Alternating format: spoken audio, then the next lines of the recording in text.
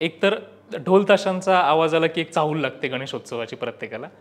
त्याचबरोबर जेव्हा आपण शहरात पुनीत बालन ग्रुप आणि ऑक्सिरीजचे ज्यावेळी बॅनर्स बघतो जाहिरातींचे, तेव्हाही एक वाइब असते.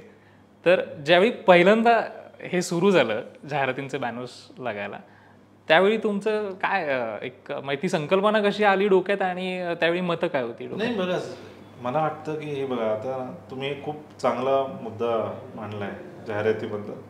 कारण हल्ली सोशल मीडियामध्ये ना काय म्हणतात ना, ते सगळं ट्रोलिंग पण जोरदार सुरू असते आणि पॉझिटिव्ह पण असतात, निगेटिव्ह पण लोक अगदी हो. असतात. मला हे सगळ्या ट्रोलरला एक प्रश्न आहे, याच्या अगोदर गणेश उत्सव झाला नाही का? झाला.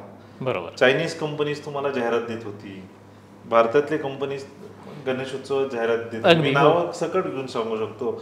सुहाना असेल, विवो मोबाईल असेल, वोडाफोन असेल, आयडिया असेल, जिओ असेल, बिस्लरी असेल, फ्रुटी असेल, यांनी खरं. जाहिरात नाही दिली का?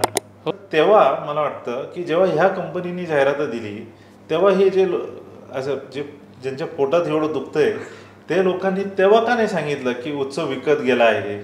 मला तर काल माझं नावच बदललंय, पुनीतचं पुटीन करून हुकुमशाही केलाय. हां, अरे तेव्हा बापरे. का हुकुमशाही नाही आली? मग एवढं असेल, मला वाटतं हे सगळ्या म्हणजे तुमच्या माध्यमातून हे जे ट्रोल आर्मी आहे किंवा निगेटिव्हवाले जे आहेत, त्यांना त्यांची कॉन्ट्रीब्युशन आहे उत्सवात काय? त्यांनी किती मंडळांना आज देणगी दिली? एवढ्या वर्षात किती मंडळांना त्यांनी देणगी दिली आहे? मागच्या अनेक वर्षापासून जेव्हा दुसरे कंपनीजनी जाहिरात दिली, तेव्हा त्यांना म्हणजे अचानक तेव्हा ते झोपले होते.